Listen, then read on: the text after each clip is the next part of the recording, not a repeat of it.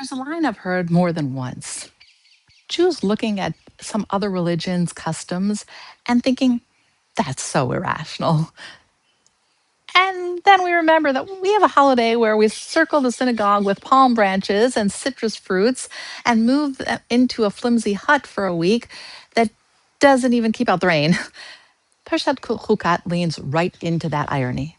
It opens with mitzvot that don't seem to make sense at all, starting with the Parah Adumah, the red heifer, whose ashes somehow purify people who are impure from contact with death, while those preparing the ashes become impure themselves.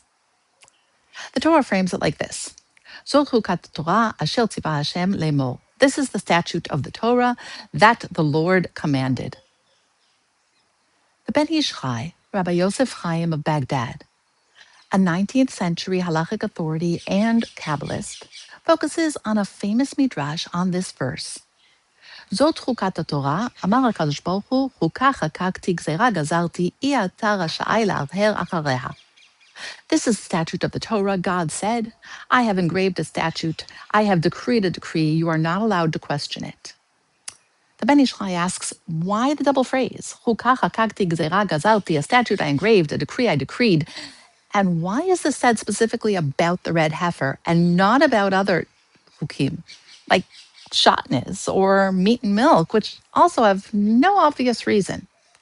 And who, he asks, is the fool who can think he can really challenge God's decree anyway? To answer, he brings a story from the Psikta Rabbati. Once, Israelites needed a red heifer and couldn't find one until they discovered one that a non-Jew owned, exactly with all the requirements of such a cow.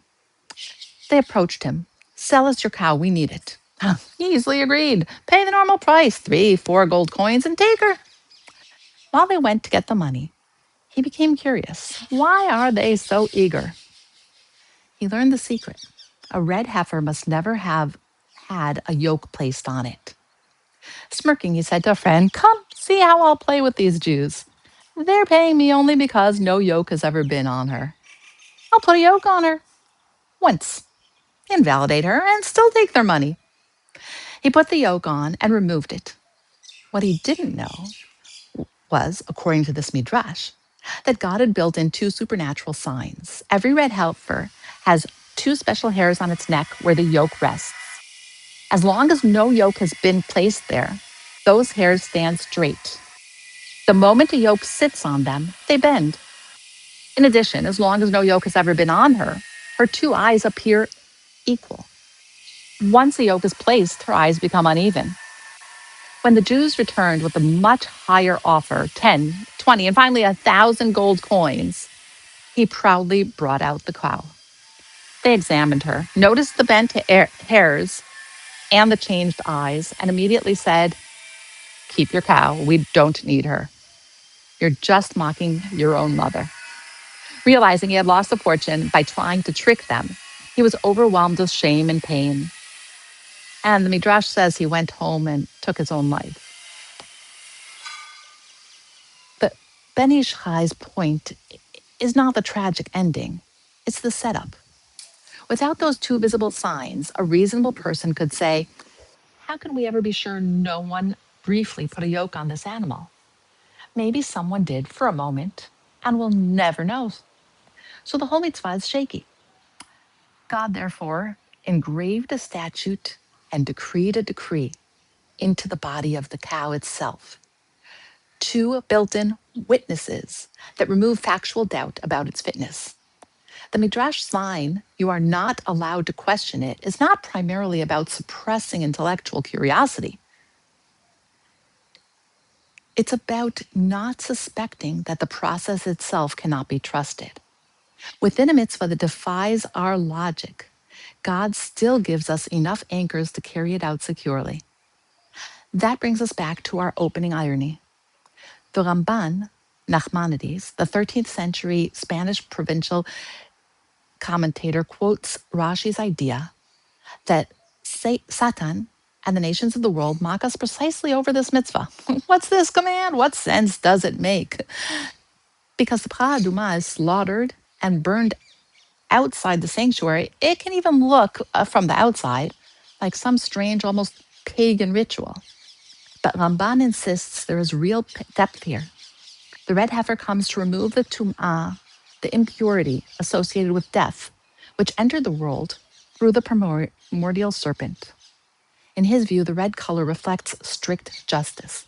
The total burning and ash mixed with living water reflect profound spiritual dynamics.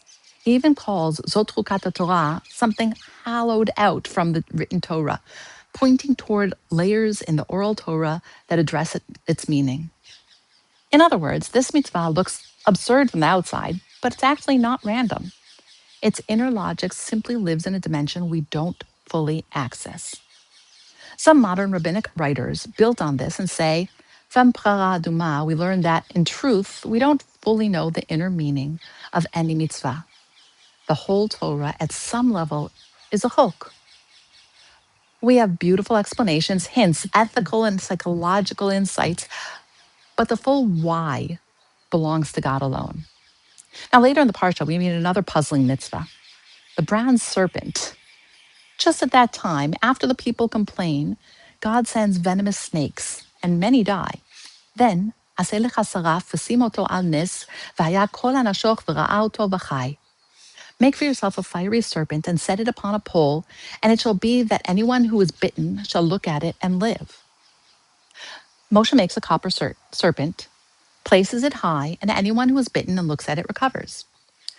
Again, it looks almost like an amulet or an idol. Ibn Ezra, the 12th century Spanish commentator and grammarian, notes that many people mistakenly think this image could receive powers from on high. And he rejects that firmly. It was made only because God commanded it. We're not meant to treat it as a magical object. He says explicitly, do not try to figure out why God chose a snake shape. If you insist, then you must also explain how a tree could sweeten bitter water in Marah, when even honey could not, or why a cake of figs heals a boil in the days of the prophet Yeshayahu, when figs have no natural power to cure that kind of illness. The truth, he concludes, is that the mind of the Almighty is beyond us. Put together, Hukat gives us two striking images: a red heifer whose ashes purify the impure and defile the pure, yet whose physical signs are designed to remove halachic doubt; a copper snake that heals if we look at it, not by its own power, but because God threads healing through an unexpected symbol. This parsha is not asking us to abandon logic. The Ben Ish Chai's story actually shows God caring deeply about our need for evidence. He engraves the cow with signs so that a rational person can trust the process. Ramban builds a whole conceptual framework about death and impurity. Ibn Ezra insists we not slide into magical thinking. What Hukat does ask is that we let trust operate inside the world of logic, not outside it. Ask your mind, ask questions, appreciate when a mitzvah clearly builds justice or compassion or community. But also accept that at some point our reasoning hits the edge of the map.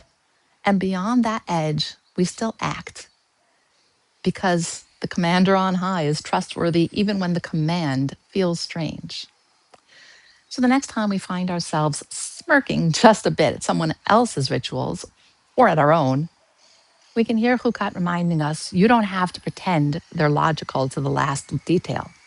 It's enough to know that within a world that values evidence and coherence, there is still room for a relationship with God in which some things are done because he engraved a statute and decreed a decree, and because we have learned to trust him even where our understanding stops.